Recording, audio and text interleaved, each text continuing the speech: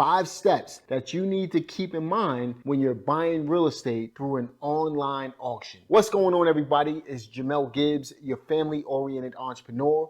Welcome to another video. So one of the best ways that you can get discounted real estate without the hassle of talking to, let's say, for example, a motivated seller or spending money on marketing and things like that. Some of the traditional ways that it takes to find real estate deals is to buy on an online auction. When you buy on online auctions, you know that you're going to get a deal as long as you stick to your numbers. So in this video, I'm going to share with you some of the principles that you need to keep in mind when you're considering buying real estate through an online auction so that you can be prepared and get yourself a great deal. All right, so the first thing that you want to keep in mind when you're buying real estate through an online auction is to do some market research. Now, that can be comprised of a lot of different things, but the very first thing that I like to keep in mind when I'm looking at any piece of real estate is to consider the area where the property is located. So in my case, I look at the zip code, I see what's happening in the zip code, and once I understand what's happening in the zip code, I want to narrow my research down to the very block that the property is located on. And then I want to see what's happening on that particular block. For example, are there any new construction properties on the block? Does the block have a lot of boarded up properties? Does the area itself present any issues that may come about when I'm trying to sell the property? The goal in real estate is location, location, location. I know you've heard it before, but that's even more true when you're buying properties online. If you don't know the area very well, get to see what's happening in the area, even down to the very block that the property is located on, so that you can make a judgment call based on what's happening in the area. Let me share with you exactly how you can do that by going to Google Maps. Recently, I purchased this property in Greensboro, North Carolina, right here at 513 Loudermilk Street. So all I did right here on Google is I typed in 513 Loudermilk Street. As you can see, there's a map of the property and the area that actually popped up. So I can see that there is Legacy Crossing Apartments right here. You have an elementary school, you have a middle school, Sprinkle Service Center, auto and bike inspection place right here. But these are all surrounding the property. The property itself is actually in a residential area. All of these other places are on main streets. So for example, Franklin Boulevard, East Market Street, etc. I can see that the property itself is located in a residential community. It's a small community, but it's a residential community with other things nearby. So what I'm going to do is I also want to click on the street view so I can see what the block actually looks like. So looking at the front of the house, you can see that there's a paved sidewalk. That looks really well. This person next door seemed to be taking care of their property. And I'm just looking at the property itself. It seems like it's a nice little block, right? And I can even go down the street if I wanted to, right? I can drive down the street, so to speak, to see what the rest of the block is actually looking like. This gives me a general idea of what the block looks like. This is a two-way street, so that can be a pretty busy street, but this seems like a nice residential area. I don't think it's going to hurt anything at all. So I got a general idea of what the block actually looks like. And now let's move into the next step. All right, now once you've done a little bit of research to see what the area looks like that the property is located in, the next thing you want to do is run comparable sales. The reason why you want to do this up front before the auction actually starts is because you need to know your numbers. You want to make sure that you're not overpaying for a property, and you need to know what price range you need to fall into in order to be able to make a deal happen. So you can be underbidding on a property as well. And if you underbid, chances are somebody's gonna bid a little higher than you and be able to get the deal. But you wanna make sure that you know these numbers, so when you do present your offer going into the auction, you know that you're getting yourself a solid deal and you know not to go above a particular number. So the next thing I'm gonna do right here is show you exactly how I run comparable sales. In order to run comparable sales, what I do is I use my software. It's called Investor Deal Pro. And if you want to check out Investor Deal Pro, let's go to investordealpro.com. And I'll also leave a link in the description box for you if you're watching this on YouTube. But what I'm going to do is go ahead and log in to the account. And once I log in, I'm going to go ahead and pull up the address of the property. So that's 513 Loudermilk. And we can see it right here. You can kind of get a generalized idea of what the area looks like. But what I'm going to do is go ahead and click on comparables. Now, a couple of things that you want to keep in mind when you're running comparable sales is you want to pull properties within a 1/4 mile radius up to a 1/2 mile radius. The tighter the property is, the better. Obviously, I like a 1/4 mile radius better than a 1/2 mile radius. But you want to pull like and kind properties within that range. You want to search for properties that are within 200 to 250 square feet of the property itself. So for example, if the property is 1,000 square feet, you can pull everything between 800 and 1,200 square feet. So I like to look at that range as well because this is what appraisers look at. And once I have that, then I'm making sure that the bedrooms and the baths are the same. So for example, this particular property, it shows that it's a 3-bedroom, 1 bath. I want to make sure that I get as tight as possible with that number. So could I find other properties in the area that are 3-bedroom, 1 bath within 200 square feet within a 1/4 mile radius of the property? And then lastly, what I'm looking at are properties that are very similar to the property in the way it looks. So for example, if I'm buying a ranch style home, then I want to look for a ranch style home. If I'm buying a single family residence, I'm looking for other single family residence properties.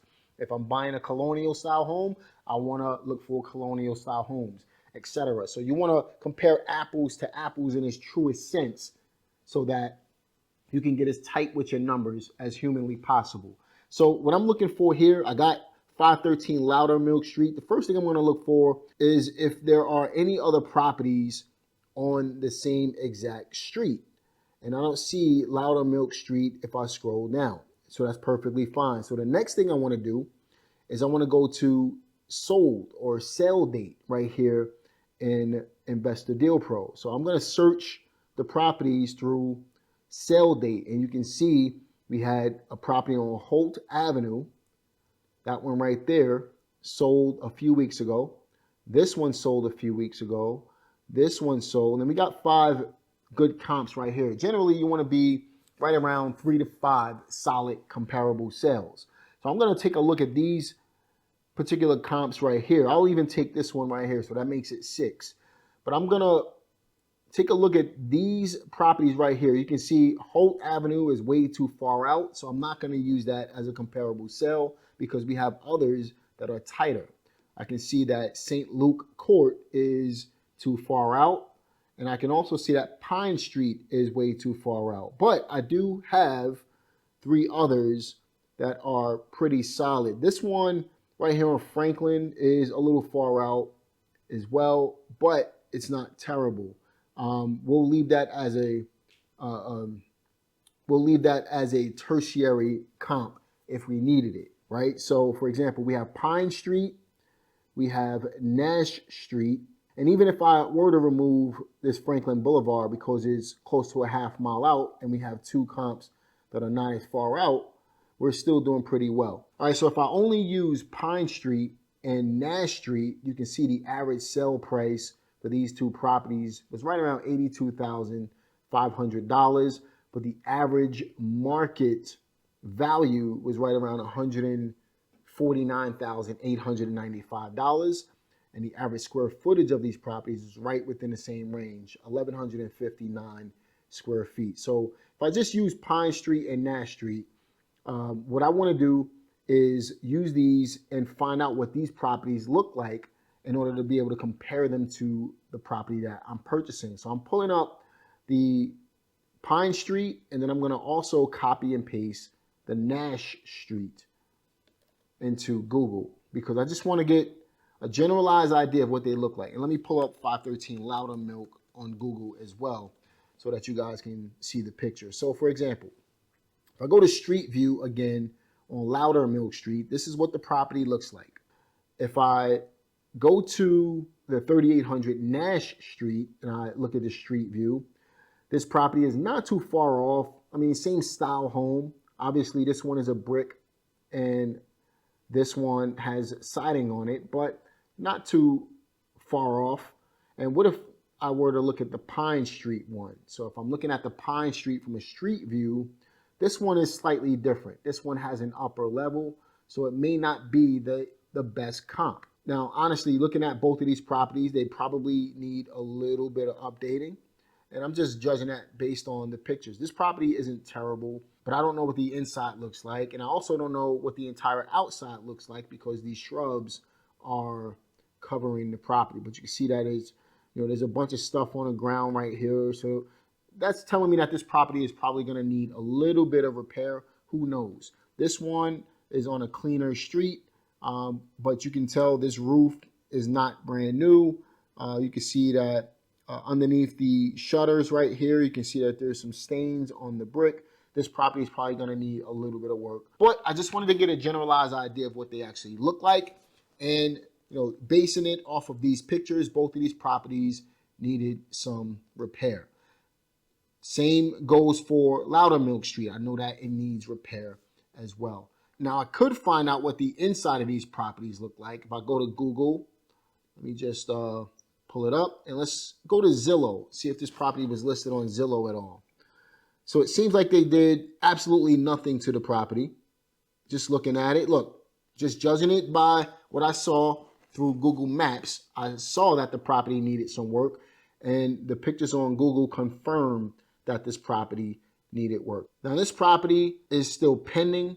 Right now, Zillow has a Zestimate on it of $70,000. I don't use the Zestimate, but just looking at this, you can tell that this property needed a lot of work. It's still pending at the moment. I don't know what it's going to sell for. That's something that we could find out later on. If I look at Nash Street and I go to Zillow, and I want to see the inside, you can see that this property is dated as well. So my judgment was correct. Looking at the properties from the outside, these properties do need updating or even a full repair on the inside. Now, this one sold for $160,000, and you can see it's obviously a dated property. It's clean, but it's dated, and it sold for $160,000. Now, how many beds and baths does this particular property have? It has 2 bedroom, 2 bath, 1,200 square feet. This is a really, really good comp based on my property that I'm purchasing. So if this one was in this condition, dated and everything, and sold for $160,000 as is, I can get a fair amount of money for my property as well. Right now, I happen to know after driving that block that there's new construction on the block that is currently selling or recently sold as well for over 225 grand as well. So this is a really, really good property. Now, I'm happy to say that I picked this property up for $88,000, and I'm going to share with you exactly how I came up with that number. So the first thing you want to do, again, do some market research. The second thing you want to do is run your comparable sales. Find other like and kind properties in the area, see what they sold for, see what they're pending for, see what they're up for sale for. I like sold properties because that tells me that somebody actually bought the property, it closed, and now we can use that data to be able to make the judgment call on how much we need to offer on the properties that we're looking at. Once you have your comparable sales intact, come up with a guess of how much work the property is actually going to need. The best way to do that is to use the square footage approach. So if I'm looking at this Loudermilk property, I know that this property is right around 1,224 square feet. Now, I happen to know after looking through the windows of this property that it needs a full remodel. Maybe not a complete gut job, but I'm probably going to do that anyway. I got to add a new HVAC system. I'm not sure what the electric looks like. I got to do a new roof. I got to do the windows. I got to remodel the kitchen and baths. So I'm betting on going in there and putting in a lot of money into this property if I were to rehab it. If I wholesale it, it doesn't matter. But if I'm rehabbing it, all of that stuff matters. So using 1,224 square feet, and I multiply that by, let's say, $30 per square foot. Let's say that the property needed a little more work than $30 per square foot. Say $40 per square foot. I'm probably right around $50,000, $48,960. I'm going to round it up to 50. $50,000 will get this property done pretty nicely. And you can use that $40 per square foot as a generalized number to give you an idea of how much work a property could potentially need. Now, obviously, that number can go up or it can be lower. but at least as a starting point, you can use $35 to $40 per square foot to run the math to make sure that you're giving the property enough work to be able to make it presentable if you were to rehab it and sell it on the other end. So I'm going to use $50,000 as a general idea. And I happen to know, again, walking through that property, I happen to know it needs about 50 grand in work.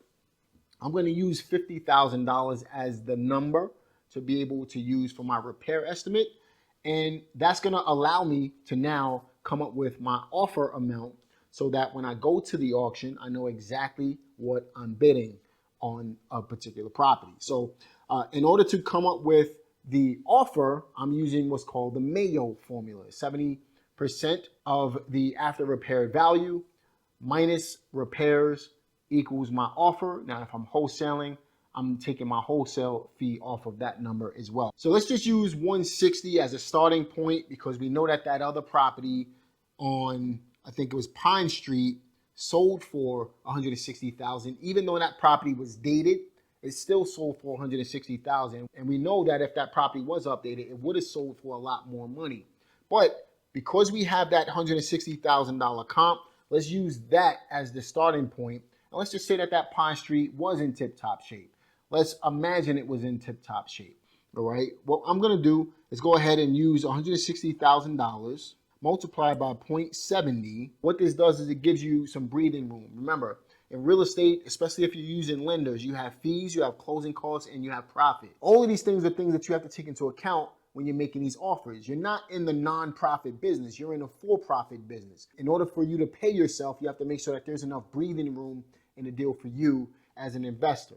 So again, what we're doing is we're taking the after repair value of the property. Those are the comps that we looked at the beginning of this particular training. We're going to multiply that number by 0.7. Then we're going to subtract the repairs that we came up with, and that was $50,000. And that's going to leave us right around $62,000 that we can offer on this property. Now, looking at this number and knowing that that other property needed some updating, I believe it was $160,000, and knowing that it was a dated property and it sold for 160 grand, I know that I could probably get more money for this property.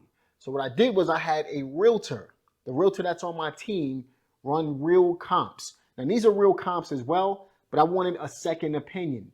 Now she feels that she can get closer to $200,000 on this property based on what's happening in that particular area. So what I'm going to do is I'm going to rerun the numbers at 200,000 and subtract the $50,000 in repairs. And that's going to leave me with a truer number that I can aim for when I'm doing this particular deal. So let me just type in $200,000. And if I multiply that by 0.7, that should be right around $140,000. If I subtract $50,000 off of that, I can pay upwards of $90,000 for this property. I'm going to tell you how I was able to get this property for $75,000. Keep watching this video. So once I have all of my numbers in place, the next thing I need to do is just go to whatever auction website. In this case, it was auction.com. I need to go to auction.com, and what I'll do is go ahead and bid on the property. And that's exactly what I did. The main thing you want to keep in mind when it comes to doing these types of deals is to never go above your max offer number. Never do that, because the minute you do that, you're going to be rolling the dice. The minute you do that, you're going to be gambling. And for every dollar you go above your max offer amount is money out of your pocket that you're going to be spending. You do not want to go above your max price. This is why it's important to know your numbers up front. You got to know your ARV, you got to know your repairs, and you got to know your offer amount before you even visit the website to be able to place your bid. So what I want to do is show you the numbers in real time. So I'm logged into my auction.com account. What I'm going to do is go ahead to my post-auction page. And this is exactly where you can see I actually won this particular bid. It says sold for $88,001. This is the exact information I showed you guys online. If I click on the details, you can see, once you win the bid, typically they'll start off at like $10,000 increments, then they'll go down to 5, then 1,000, and then 500, etc. Just to kind of squeeze the dollars out of each particular listing that they have. But you can see that There's a step-by-step process when it comes to getting this thing closed after you win the bid. And right now, we're in the closing process. We're actually closing on this in about 2 weeks. Stay tuned. If you guys want to see a video of me walking through the property after I actually close on it, be sure to leave a comment in the comment section. But what we've done in this particular case, again, the purchase price initially was $88,000. We found a discrepancy in the deal that allowed us to get a $13,000 price reduction on this property. So what they did was they sold us a property that was marked as a 3-bedroom, 1-bath. Now the square footage is the same. You have oversized bedrooms, but technically it's a 2-bedroom property and an office. So I was able to get a price reduction down on this property to $75,000, a $13,000 discount. And yes, I do intend on making it a 3-bedroom so it can comp higher. So I was able to pull off getting a lower price, and still by putting a few $1,000s extra into the property, I'm still going to be able to command the 3-bedroom pricing on this. So these are little things that you want to keep in mind when you're doing these types of deals.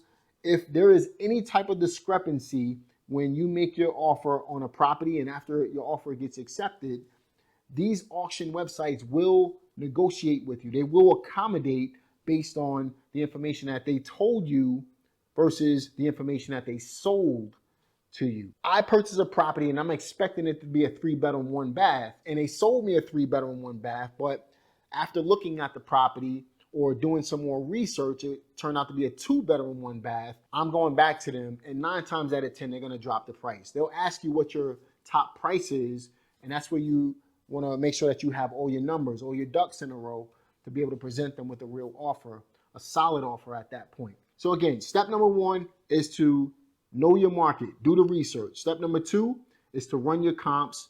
Step number 3 is to know your repairs. Step number 4 is to know how much you can actually pay for the property. The 5th step is to get the deal closed. Part of getting the deal closed is having at least 5% down for earnest money. So it does require a little bit of capital. Another part of the process is not being trigger happy when it comes to bidding on these properties, because ego can play a part in you overpaying for properties. So for example, if I know that my number is 75,000 and somebody bids 76,000, I'm not going a dollar above 75,000. Somebody else can pay more for the property if they want to. I'm not in the business of overpaying for properties. I'm in the business of making profit from properties. But once you have all of that intact, you have an accepted offer, you have your 5% down, the next thing you need to do is go out and get the property funded. That's all part of the closing process. Get the property funded. Now you can do this through hard money. Typically, these auction websites will give you several weeks, almost a month, sometimes 45 days to get the deal closed. So have your hard money or private money lined up. The problem with hard money is a lot of them, they want to see the property in advance. So if you're looking at a property, like for example, this particular property, I couldn't get into the property before closing, but I have private funding and I have access to my own capital as well. If you don't have that, then you want to stay away from the deals that you can't see in person. Stick to the deals that you can see so that when the closing process is going on, the hard money lender can do their due diligence in order to be able to lend you the money. So they're going to run what's called a future value appraisal of the property. I talked about this before on my channel.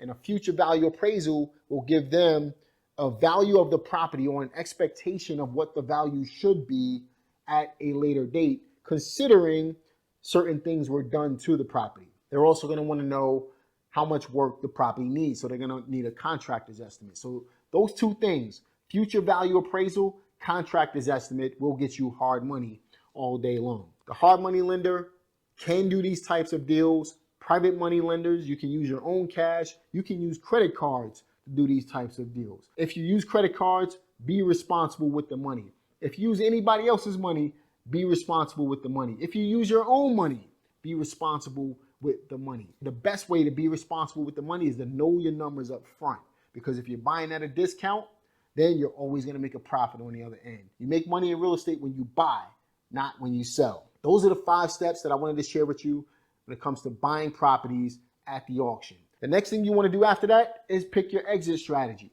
That's a bonus step, number 6. Whether you're going to wholesale it, you're going to fix and flip, you're going to fix and rent, whatever the case may be. Know what you want to do with the property before you go in. And that's how you make money with auction properties. I hope you benefited from today's video. Be sure to like it, subscribe, click the notification bell. If you want to see the property walkthrough when I actually close on this particular deal, once again, be sure to leave a comment in the comment section. I'll see you on the next one.